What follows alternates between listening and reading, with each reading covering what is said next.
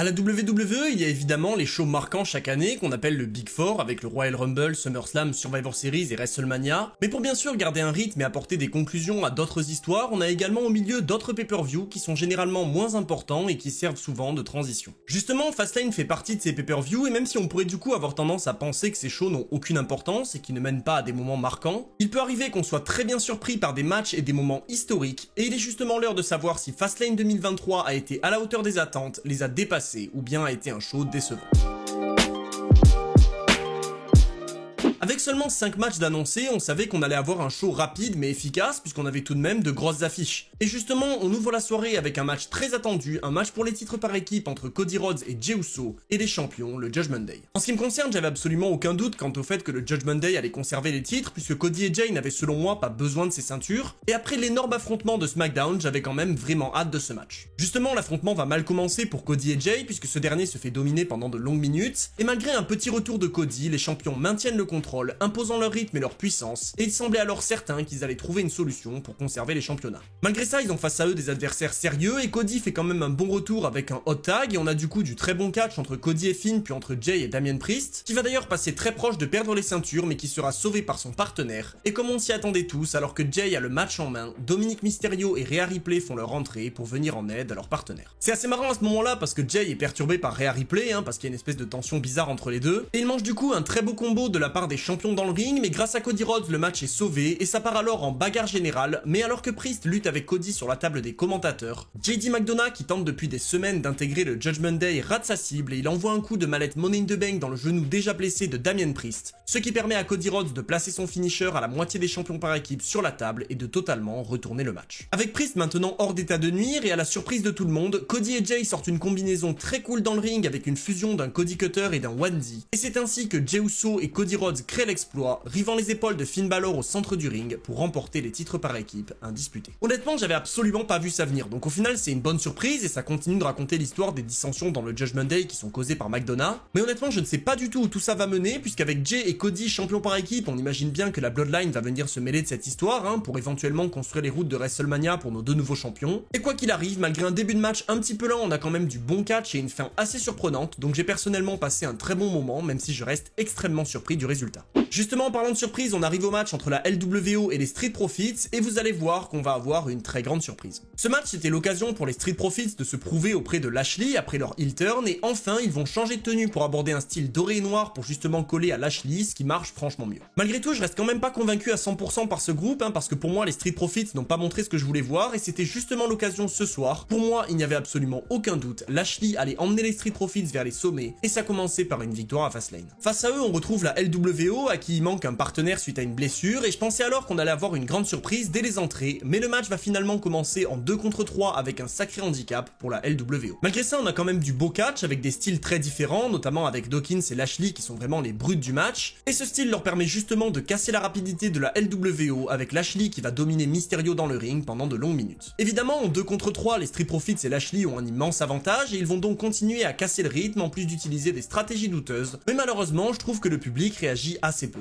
Et d'ailleurs, dans ce match, le public va pas trop réagir avant le grand moment marquant, parce que alors que les Street Profits ont le dessus sur Rey Mysterio, on accueille enfin le 3e membre de la LWO pour ce match, avec l'arrivée surprise du boss Carlito qui effectue son retour dans un moment extrêmement cool et qui fait se lever la foule pour rappeler à tous les fans de l'époque à quel point il était stylé. Pour autant, le retour de Carlito sera d'une très courte durée, et ce sera surtout pas une bonne nouvelle pour les Street Profits, puisque l'ancien champion des États-Unis fait le changement avec Mysterio et il déroule alors sur Montez-Ford, concluant le match avec son backstabber et offrant de nulle part la victoire à la LWO à ma grande déception. Alors oui, je suis d'accord, ça fait toujours plaisir de voir Carlito et on peut se dire qu'il va peut-être rester un petit peu plus longtemps avec la LWO, mais je comprends pas trop pourquoi leur donner la victoire alors que les Street Profits et Bobby Lashley en ont largement plus besoin selon moi, et honnêtement je trouve que c'est un choix très surprenant, d'autant qu'on va le voir ce soir, les gentils ont tendance à gagner énormément de matchs, et je trouvais que justement là c'était l'occasion de donner une victoire aux heels en plus de donner l'avantage à l'équipe de Lashley. Mais bon, même si le résultat me surprend, on va quand même enchaîner puisque la WWE va nous teaser encore une fois l'arrivée de Jade Cargill avec une vidéo de son entrée dans les vestiaires, et il est justement l'heure d'arriver au match féminin, le triple menace pour le titre indisputé entre Asuka, Io Sky et Charlotte Flair. Io se retrouve dans ce match à cause de Bayley, qui a traduit ce que disait Asuka alors qu'elle ne parle pas un mot de japonais, et en gros elle a forcé sa pote à se retrouver dans ce match dans une situation très compliquée. De mon côté, la plus grande menace dans ce match c'était clairement Charlotte, que je voyais repartir avec le titre, mais Asuka va directement me faire douter puisqu'elle envoie son mist sur le visage de Charlotte Flair pour tenter de voler le match. Heureusement, Io Sky va quand même réussir à sauver son titre et ça va partir dans un 1 contre 1 très cool entre les japonaises qui combinent toujours très bien, alors que la troisième participante, elle, va rester à l'extérieur pendant quelques temps. Finalement, Charlotte revient et on a du très bon triple menace avec de solides combinaisons et des tentatives de tomber de partout dans un style assez proche du triple menace de SummerSlam. Et on a franchement beaucoup de bons segments, surtout entre Io et Asuka, qui proposent du catch très cool et permettent à ce match d'être très divertissant. Mais bon, il faut pas non plus discréditer la performance de Charlotte, qui elle aussi a l'occasion de briller, puisqu'elle se débarrasse de ses deux adversaires avec son classique moonsault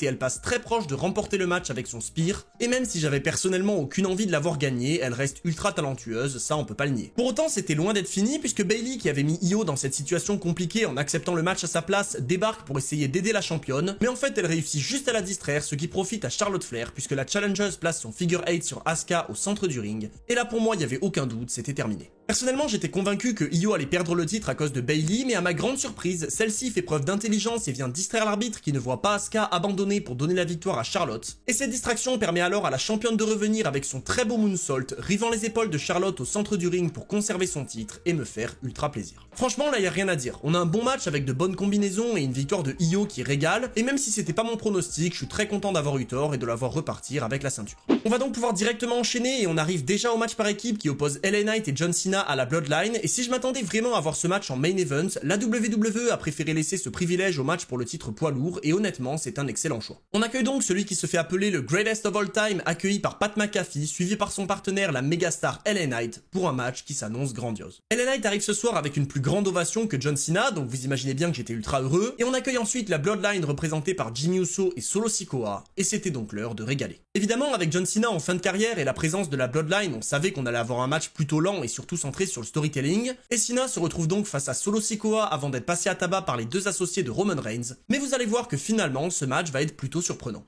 Au commentaire, Michael Cole et compagnie continuent de mentionner qu'on ne sait pas si Jimmy est dans la Bloodline parce que Reigns n'a pas encore donné sa réponse, mais comme je l'ai dit dans le coin catch, que je vous invite d'ailleurs à aller suivre sur ma chaîne secondaire et sur ma chaîne Twitch, en réalité, vu que Paul Heyman est toujours au téléphone avec Roman Reigns, normalement il devrait savoir si Jimmy est dans la Bloodline ou pas. Mais bon, bref, j'imagine qu'on aura la réponse à SmackDown au retour de Roman Reigns, et finalement, après avoir été malmené pendant de très longues minutes, John Cena arrive enfin à contrer Solo Sikoa et à ramper pour faire entrer LA Knight dans une réaction absolument gigantesque. Knight va dérouler sur Jimmy pour égaler absolument tout le monde dans un moment excellent que je vous conseille vraiment de voir, parce que même s'il est finalement calmé par un super kick de Jimmy, la mégastar brille clairement dès son entrée alors que c'est quand même John Cena son partenaire. Après ça va partir dans tous les sens et les 4 hommes vont se retrouver KO au centre du ring, et LA Knight devra alors lutter seul contre Solo et Jimmy Uso pour réussir à prendre le dessus. Au final, on a presque l'impression qu'on a plus un tornado tag qu'un vrai tag team match, parce que les 4 hommes passent la majorité du match dans le ring, et alors qu'on s'attendait à des retournements de situation et pourquoi pas du storytelling et que je pensais qu'on aurait un très long match, on a finalement Knight qui envoie Jimmy dans le ring avec sa souplex depuis la 3e corde, ce qui permet à Cena de combiner avec son 5 knuckle shuffle sur Jimmy, et le frère Uso déguste immédiatement le BFT de LA Knight pour perdre le match, et ainsi, LA Knight venait une fois de plus de marquer un énorme coup alors que Jimmy Uso venait de décevoir le chef tribal. Alors oui, je vous l'accorde, le résultat du match était assez prévisible, mais ce qui m'a régalé, c'est de voir à quel point Cena semble avoir envie de mettre LA Knight en avant, et franchement ça fait ultra plaisir. Et d'ailleurs, on le voit avec cette célébration de fin, on promet clairement un avenir radieux à la mégastar, et personnellement je n'ai qu'une chose à dire.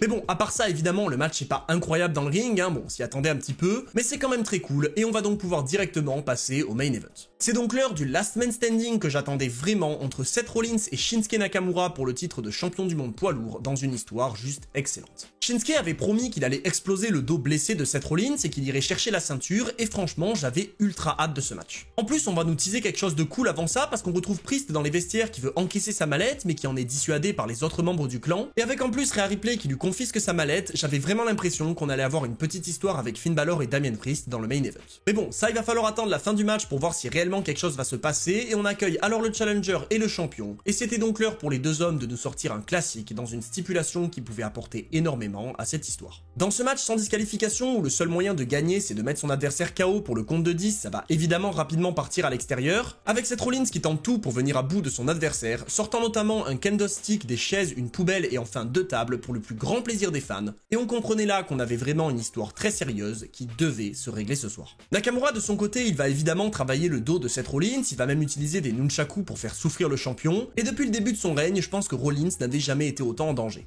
Il est malmené pendant de longues minutes par son challenger qui est venu avec un plan très précis et qu'il exécute là à la perfection en faisant souffrir le champion et en dominant dès le début du match. Finalement, évidemment, Rollins ne lâche rien, il réussit quand même à revenir pour faire preuve d'une combativité énorme dans ce match éprouvant, mais on voit quand même bien que Rollins n'a pas la condition physique pour faire un long match à cause de son dos. Bien sûr, Nakamura est parfaitement au courant de ça aussi, et il va donc tout tenter pour venir à bout du champion, réussissant même à se relever après un stomp de Rollins, alors que le champion de son côté va avoir l'audace de sortir une échelle. Évidemment, ça paraît très surprenant pour quelqu'un qui a le dos dans cet état-là, mais Rollins ne pourra de toute façon pas tout de suite mettre son plan à exécution, puisque les deux hommes vont d'abord partir se battre au milieu du public. Ce changement de plan, justement, ça va permettre à Nakamura de reprendre le dessus dans un match ultra disputé dans lequel les deux hommes n'ont de cesse de se contrer pour reprendre l'avantage, mais là il semblerait qu'on avait atteint le bout pour Seth Rollins puisqu'il est projeté du haut des gradins et il vient s'éclater le dos sur la structure placée à côté de l'arène. Shinsuke sait parfaitement ce qu'il fait dans ce match et pour moi ça fait ultra plaisir de voir ce côté de Nakamura qui selon moi est à son prime depuis ses débuts, avec ce personnage vraiment malsain qui cible Seth Rollins et joue avec lui autant psychologiquement que ce soir dans le ring pour l'éloigner de sa famille. Le champion ne lâche pas pour autant l'affaire et il veut quand même garder son honneur bien qu'il ait du mal à se déplacer à cause de la douleur, et Shinsuke en rajoute en envoyant une descente des genoux sur Seth Rollins à travers la table, mais malgré ça, le champion n'a de cesse de se relever. C'est impossible pour Rollins de lâcher l'affaire, même si sa carrière est en danger, et il grimpe alors sur l'échelle où il est rejoint par Shinsuke Nakamura, qui après avoir craché son mist envoie Rollins à travers la table des commentateurs. Et là pour moi, il n'y avait aucun doute, c'était terminé. L'arbitre commence son compte et Rollins ne bouge pas avant le compte de 8, mais à la surprise générale, dans un moment très cool, le champion dépasse ses limites et réussit à se relever. Le challenger va donc devoir aller encore plus loin s'il veut récupérer la ceinture, et c'est ce qu'il fait en emmenant Seth Rollins dans le ring, l'écrasant sur une chaise avant de placer son Kinshasa à travers la table, et cette fois-ci, alors que Nakamura célèbre déjà, l'arbitre relance son compte et le match semble terminé.